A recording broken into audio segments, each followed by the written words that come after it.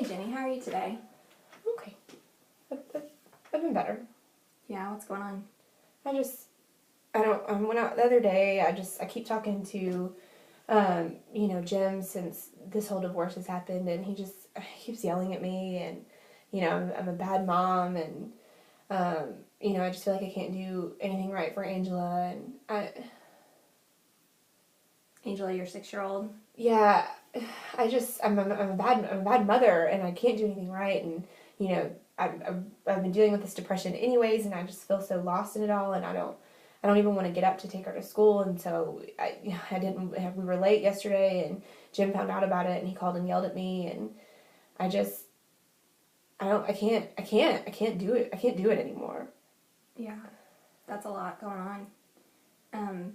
But you did get up and take her to school? Yeah, and we were like 30 minutes late, and the only reason I got up was because my mom called and asked what we were doing. I went in my pajamas, and after I dropped her off, I didn't even know where to go. Yeah. I just kind of drove around and thought. Did you not go to work? No, I haven't gone all week. I can't. I mean, I don't want to talk to the people there that keep asking me how I'm doing, and I don't want to put on this facade anymore. It's too hard. It's just too hard. Jenny, are you taking your medication? Are you taking your antidepressants? It makes me feel sick. It makes my stomach hurt. I try to take it, but I don't like the way it makes me feel. Okay. So it sounds like you're kind of struggling with your depression and having some motivation to do things and get out of bed, and you've had a lot go on with the divorce and being solely responsible for a 6-year-old and caring for her and working and all of those things. So it's a lot. So my question, a lot of people, a lot of clients in the past who have kind of been dealing with this whole thing and then have a huge life transition such as a divorce on top of depression have sometimes thought about harming themselves. So I just want to ask if you've had any of those thoughts. Yeah. Okay.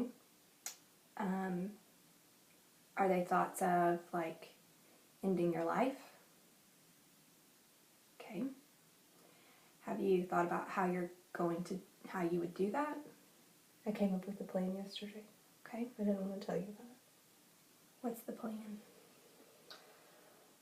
After I dropped Angela off to school and I was driving around, I kept driving that circle in front of my house, and I discovered on that bridge there's a place that I could just drive off the road and land on the interstate, and I don't have to worry about anything anymore. I wouldn't mess up anymore. Nobody would have to deal with all my issues, and it would just be better. First, it wouldn't be better. I can promise you that. But before we continue going on, I'm going to bring Dan in, who's kind of the head of the people. He's just going to come in and sit.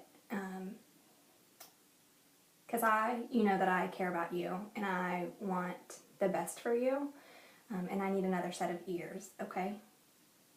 What does that mean? Can he tell my family? No, he won't. He's under the same confidentiality as I am. So what would be said in here would not be told to your family or anything like that.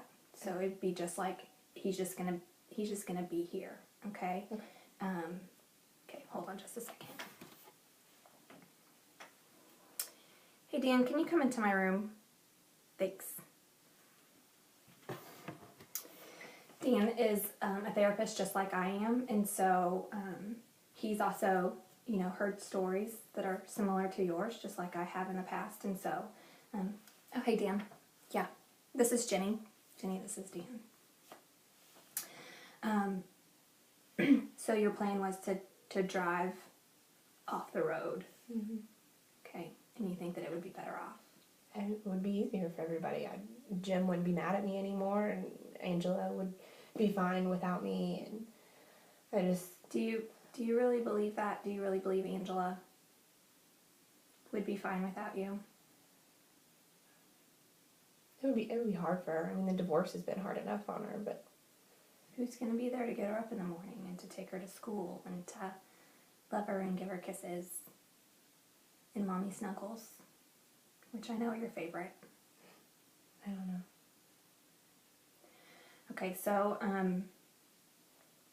how serious do you think you are about carrying this plan out? You know, it's just one of those things, every time I reach that point of the road, it just seems so easy just to make that turn. Okay. You know, and once I get past it, I'm just scared. Mm-hmm. But every time I see it, it would be think easy. about it. It would be so easy to do, and then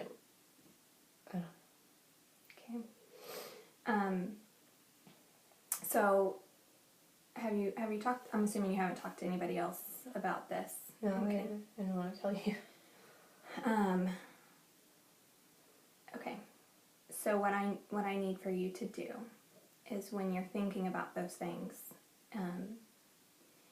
if you really think that you are going to drive off the road at that point, do you think that you could pull over and, like, if it's so overwhelming you're about to do it, will you call 911? Yeah, yes. Okay. And if you're driving past the road and it's been like it has been the past couple days, where you just think it might be easier, you need to call someone, okay?